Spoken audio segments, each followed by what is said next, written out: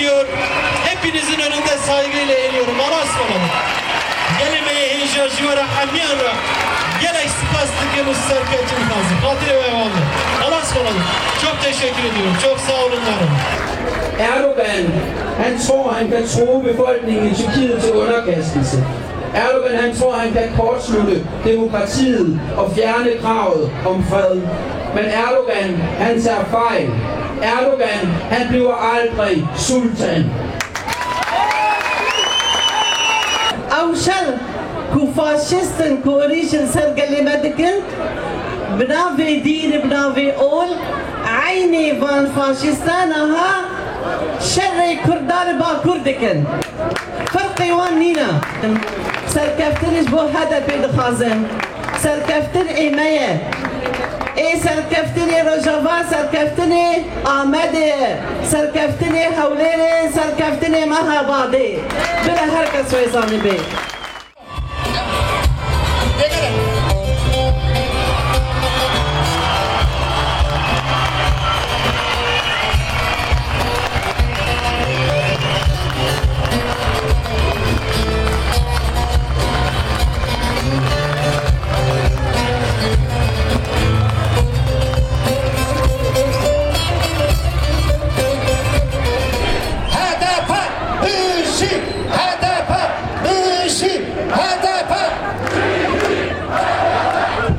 Değerli arkadaşlar, değerli kardeşlerim.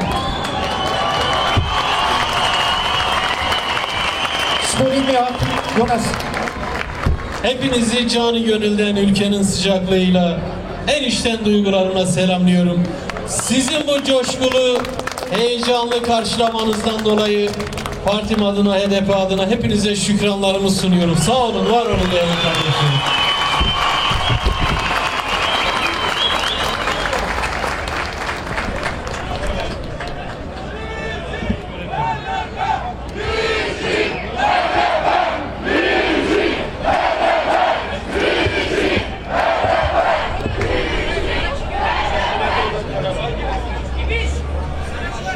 Değerli arkadaşlar, sizler burada Danimarka'da yaşamak durumunda olan bütün yurttaşlarımız, bütün kardeşlerim, Türkiye'deki siyasi geleceğimiz açısından, yarınlarımız açısından zaten elinizden gelen bütün çabayı, mücadeleyi, fedakarlığı yapıyorsunuz. Bundan dolayı biz sizlere, her birinize müteşekkiriz. 7 Haziran'da da, yani en son yapılan genel seçimlerde de çok önemli bir görev yerine getirdiniz. Bütün Türkiye Cumhuriyeti yurttaşları olarak Kürdüyle, Türküyle, Alevi, Sünnisiyle el ele verdiniz. Ve bizler ülkemizin yarınlarında söz sahibi olmak, özgür bir ülke, özgür bir gelecek yaratmak istiyoruz diyen hepiniz sandık başına giderek tarihi bir karar verdiniz. İyi de yaptınız. İyi de yaptınız ve HDP'yi %13 gibi bir oyla parlamentoya taşıyarak tek başına diktatörlük, tek başına sultanlık rüyası görenlerin rüyasını kabusa çevirdiniz. İyi de yaptınız.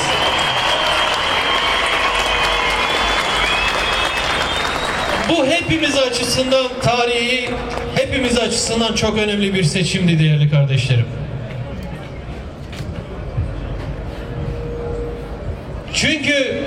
Çünkü sadece siyasi partiler arasında bir yarış, siyasi partiler arasında bir tercih, siyasi partiler arasındaki bir seçim rekabeti değildi bu. Son derece tarihi, ideolojik yeni bir kırılma yaşıyor Türkiye. Ya tek adam sistemi, tek parti sistemi ve bir kişi etrafında örgütlenmiş bir devlet anlayışı, bir tür diktatörlük ve onun zihin dünyasındaki ideolojik toplumsal baskı mekanizmaları. Yani her şey tek olacak. Onun dünyasında her şey tek olmalıdır.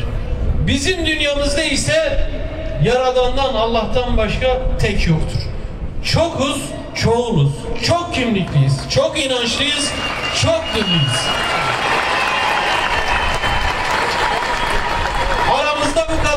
bariz, net bir fark var. O hep tek dil, tek ırk üzerine, tek mezhep, tek inanç üzerine, tek parti, tek adam üzerine, tek ampul üzerine her şeyini inşa etti. Oysa bizler HDP olarak tıpkı kendi yaşadığımız ana vatanımız, coğrafyamızın renkliliği gibi, çok sesliliği gibi bir çiçek bahçesi hayal ettik. HDP işte bu gerçek üzerine kurulmuş bir partidir. O topraklar, Anadolu, Mezopotamya, Kürdistan toprakları hiçbir zaman tek olmadı. O topraklar medeniyetin beşiği oldu. İnsanlık, medeniyet oralardan bütün dünyaya yayıldı.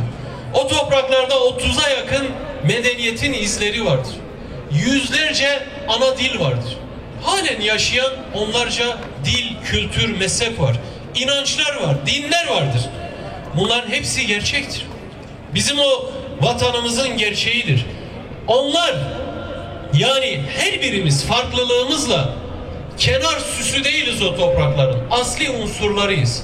Kürdüz, Türküz, Arabız, Çerkeziz, Ermeniyiz, Lazız, Gürcüyüz. Ama hep birlikte o vatanın sahibiyiz. O toprakların sahibiyiz. Acılarını çektik o toprakların. Kimimiz işkencesini, sürgününü, katliamını, soykırımını yaşadık. Kimimiz o topraklar uğruna can verdik. Kanımızı döktük. Kimimiz işkencesini, darbelerini gördük. Kimimiz köyünü yakılarak, kimimiz işkence tezgahlarında, işkence uygulamaları altında inleyerek o toprakları vatan ettik. Şimdi evet, diyorlar ya biz bu vatanı böldürmeyiz. Kusura bakmayın, asıl biz böldürmeyiz. Böyle çok renkliliğimizle, çok sesliliğimizle asıl biz size böldürmeyiz. Siz tekçilik yaparak, ırkçılık yaparak, faşizme bulaşarak zaten insanları bölmüşsünüz. Zaten insanları kamplaştırarak, kutuplaştırarak bölmüşsünüz. Türkiye AKP'ye oy verenler ve oy vermeyenler olarak zaten bölünmüş. AKP oy vermeyenler vatan haini, düşmandır. AKP oy verenler vatanın gerçek sahibidir gibi siz bölmüşsünüz. Biz bunu ortadan kaldırmak istiyoruz. Biz diyoruz ki partisine göre, mezhebine göre, etnik kimliğine göre ayrım yapamazsınız. Yapılmaması lazım. Bunun da yolu tekçilikten geçmez. İşte burada Avrupa'da yaşıyorsunuz. Çoğulcu demokrasiden geçer. Herkes ana diliyle, herkes kültürüyle, tarihiyle, geçmişiyle, ondan utanmadan, ondan korkmadan, asimile de olmadan o vatanda özgürce yaşayabilmeli. Anayasa bunu garanti altına almalı. İsteyen cemevine gider, isteyen camiye, isteyen kiliseye. Korkmadan, kimseden çekinmeden, mahalle baskısı hissetmeden, en önemlisi devletten, hükümetten korkmadan bunu yapar, yapmalı. İşte HDP bütün bu farklılıkları eşit kabul eden ve bir anayasal güvence altına alınması gerektiğini savunan bir anlayışla kuruldu. Ve evet, devletimizi de yeniden reform, reorganize ederek güçlü bir hukuk, demokrasi devleti yapmak istiyorsak bunun da yolu tek adamlıktan değil, yerinden yönetim modellerinden geçer. Yine burada sizler tanıksınız. Avrupa'daki ülkeleri tek adamlar yönetmiyor. Evet, Avrupa'da monarşiler var, krallıklar var ama hepsi semboliktir. Doğru, saraylar var ama hepsi orta çağdan kalmış. Hepsi semboliktir. Bizimki buna özenmiş. Gelip burada sarayları gördükçe ille ben de saray istiyorum, ille ben de başkan olacağım diye bakın memleketi nereden nereye getirdi. Bize lazım olan saray değil, bize lazım olan sultan değil. Bize lazım olan köklü bir demokrasidir. Halk her yerde, her şehirde, her ilçede kendi meclisleriyle kendini yönetebilmelidir. Tıpkı Avrupa'nın birçok ülkesinde olduğu gibi. Yerel parlamentolar, bizdeki belediye meclisleri, il genel meclisleri, biz diyoruz ki yetkiyi onlara verelim. Yani herkes bulunduğu yerde kendini yönetebilsin, seçtikleriyle kendini yönetebilsin. Ama Türkiye'de öyle değil. Siz seçiyorsunuz, milletvekili seçiyorsunuz, tanımıyorlar. Belediye başkanı seçiyorsunuz, tanımıyorlar. Ankara'dan zorla atadıkları valiyle, kaymakamla oraları yönetiyorlar. İşte o demokrasinin katledilmesidir. Bakın AKP ile işte aramızda bu kadar büyük bir uçurum var. O nedenle değerli kardeşlerim, sizler sandık başına giderken iki parti arasında tercihte bulunmuyorsunuz. İki farklı gelecek arasında tercihte bulunuyorsunuz. Ve sizin tek bir oyunuz işte bu nedenle çok önemli. Sizin çocuklarınızın, torunlarımızın, yarınlarımızın ülkede nasıl yaşayacağının kararını veriyoruz bugünlerde. Biz ülkemizde savaş istemiyoruz. Biz ülkemizde iç çatışma istemiyoruz.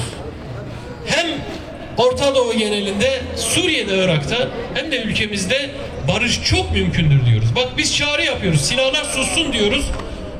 Ne diyor ülkemizin Cumhurbaşkanı? Ne silahlar susacak diyor ya. Ben silahların susmasını kabul etmiyorum diyor. İlla herkes gelecek, teslim olacak. Bir ülkenin Cumhurbaşkanını düşünün. Silahlar susmayacak diyor. Kabul etmem diyor. Nasıl olsa giden evlatlar onun evladı değil. Nasıl olsa gencecik bedenler tabutlarda taşınırken yüreği yanan o değil. O anketlere bakıyor nasıl olsa. Nasıl olsa elini tabuta koyup miting konuşması yapıyor. Onun umurunda değil nasıl olsa. 7 Haziran'da büyük bir demokrasi gücü ortaya çıktı. Ve Türkiye'nin geleceğini bu demokrasi gücü belirleyecek. Bakın artık ülkemizde tekçi parti anlayışları bitmiştir. Emekten yana, özgürlükten yana, işçiden, çiftçiden, kadından, gençten yana bir siyasi parti. Sol bir parti, Halkların Demokratik Partisi Türkiye'nin geleceğine artık damga vurmuştur. Türkiye'de faşizm, ırkçılık dönemi kapanmış. HDP'nin açtığı kapıda, açtığı yolda bir gelecek önümüzde duruyor. 7 Haziran seçimlerini bu nedenle kabul etmiyorlar. Sonuçlarını bu nedenle kabul etmiyor. İçine sindiremiyor, hazmetmiyor. Hazmetmediği için ısrarla Türkiye'yi tekrar bir seçime götürmek istiyor. Sizler 7 Haziran'da oy vermiş olanlar bir kez daha ne olursa olsun sandık başına gitmelisiniz. Ama onunla yetinmemelisiniz. Yanınızda oy kullanmamış olan birini de ikna edip mutlaka sandığa götürmelisiniz. Mutlaka bunun için çalışmalı çaba sarf etmelisiniz.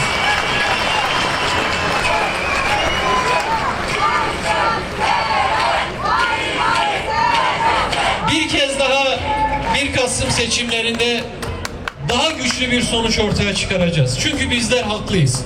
Ezilen halklarız, mazlumuz. Bütün mazlumlar bir araya gelir. Bütün ezilenler bir araya gelir. Direnirse kazanırız. 7 Haziran'da bunu ispatladık.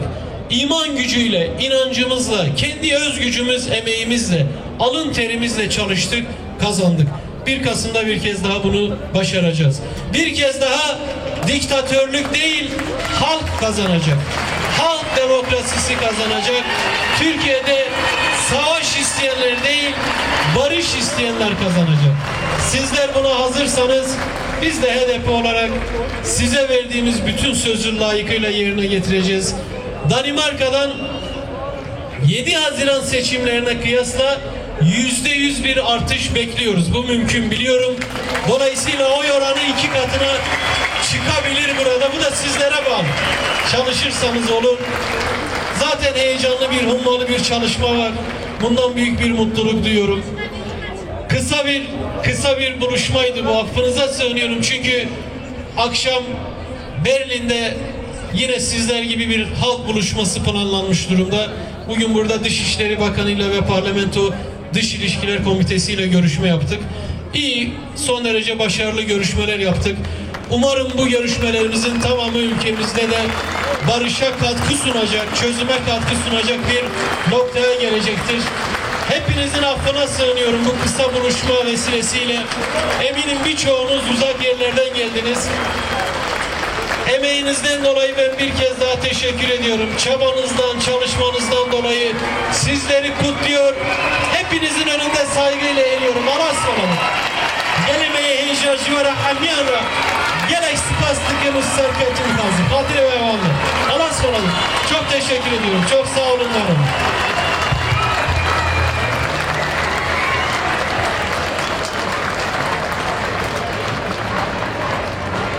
Vi sender et signal om, at vi ønsker fred, Vi ønsker demokrati, og vi ønsker mangfoldighed i Tyrkiet.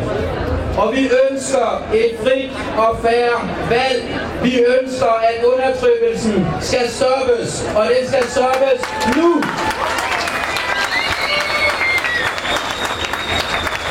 Os, der er kommet her i dag, vi er kommet for at sige klart til Erdogan, at bombardementer af civile, lukning af medier, fængsling af journalister, angreb på HDP-kontorer, fængsling af HDP-borgmestre, det skaber ikke et frit og fair valg.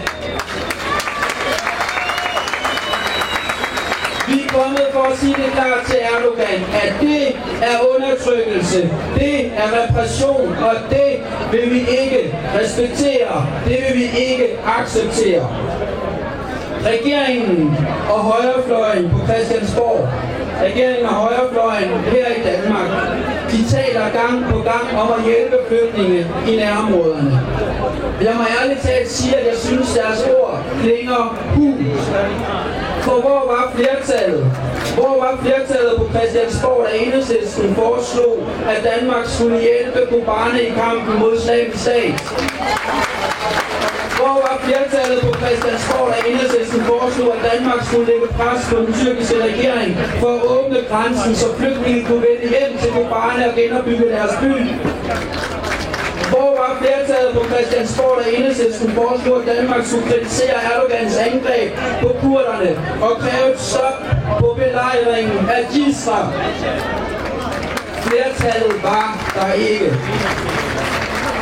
Flertallet gemte sig af frygt for at fornærme Danmarks NATO-allierede i Tyrkiet.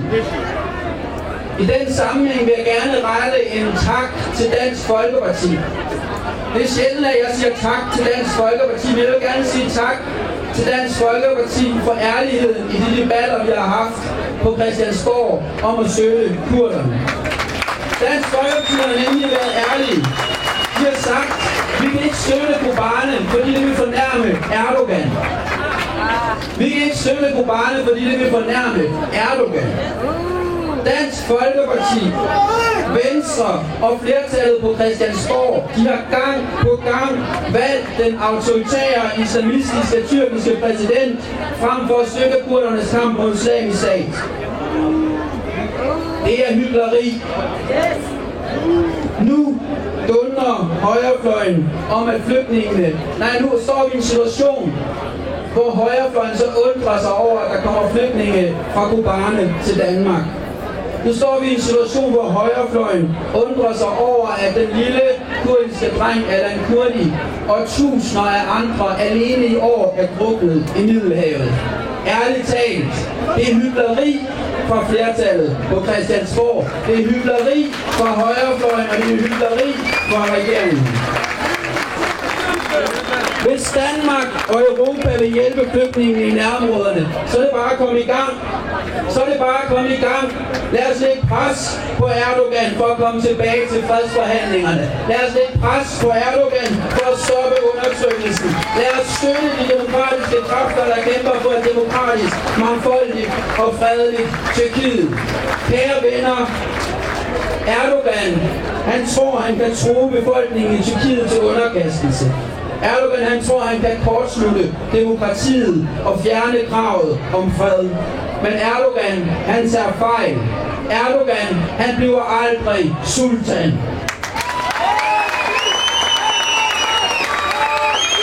Erdogan bliver aldrig sultan, for det giver kurderne ham ikke lov til. Erdogan bliver aldrig sultan, for det giver alevierne, ezidierne, armenerne, araberne og tyrkerne og hele befolkningen i Tyrkiet ham aldrig lov til. Det giver de demokratiske, progressive og mangfoldige kræfter i Tyrkiet ham aldrig lov til. Lad os sammen, alle os der er her i dag, kræve at valget bliver frit og fair. Lad os sammen arbejde for at valget bliver et stop for undertrykkelsen i Tyrkiet. Og lad os sammen sikre, at det er demokratiet, det er freden og det er mangfoldigheden, der vinder den 1. november i Tyrkiet. Tusind tak for ordet, og tusind tak for, at I er kommet i dag. Vi giver det.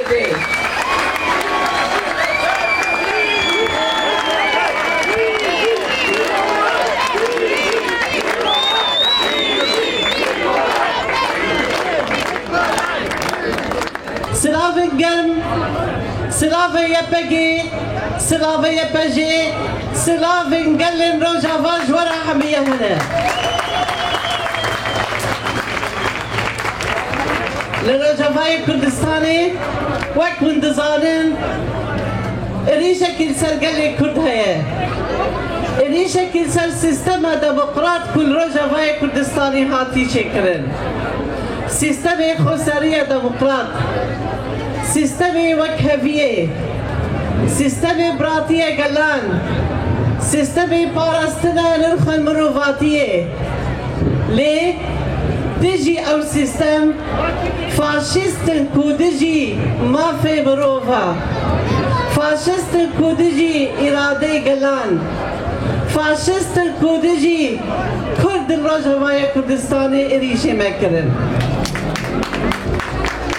لی دگوتن ام کاریم سر کردن لکوبانی ام بسر کردن لکوبانی ام کارن روزه کی دو روزه ام کوبانی بستیدن لی ون حمید زانن کوبانی برخدان کی دیروکی بسر کرد کوبانی با آلیگر حمید دوستن جهانی در کردا بسر کرد بیجی برخدانا کوبانی بیجی برخدانا کوبانی بیجی برخدانا کوبانی و روز آوای جیب سر کرد لی حیانا هر شر کی گران سرمده هیا او شر کو فاشیستن کو ریشن سرگلی مدکن بناوی دین بناوی اول عینی وان فاشیستان ها شر کردار با کردکن فرقی وان نینا یکنه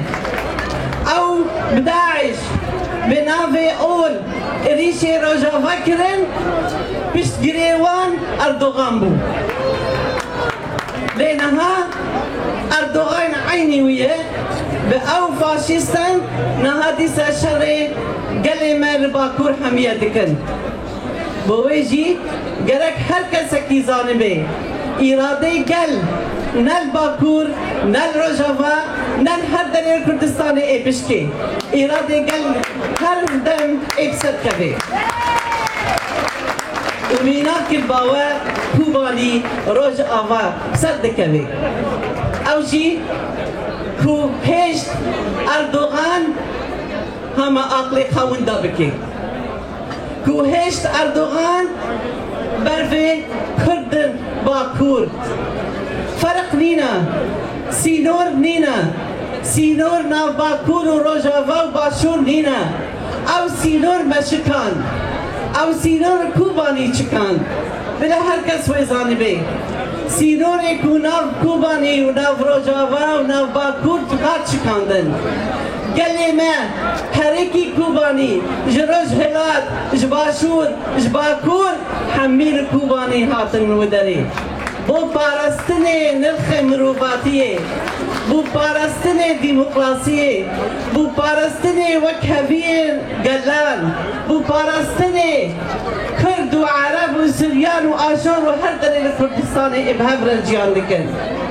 امی بسر کبن با آلی کاری و حمیه امی بسر کبن بلا هر کس ویزانی بین تجار مسئله خانه تواندیه امی بدل گرام بدن مقالنی خاگله کی مگرام داییه لیدیسا ام بسر دکبن اردوغان دمی گود کوبانی دکوه ایرو دکوه ساعتکی دن دکوه و عفرین جی ام نظرن شواب بی لی اونها دیتن شوابو عفرین بسر دکوه کوبانی بسر کت جزیره بسر کت روجاوا تواهی بسر کت بیجی برخدانا کوبانی خون شهیده بخون شهیده چار پرچه کردستانی برخدان گل چار پرچه کردستانی برخدان گل روجاوا عرب و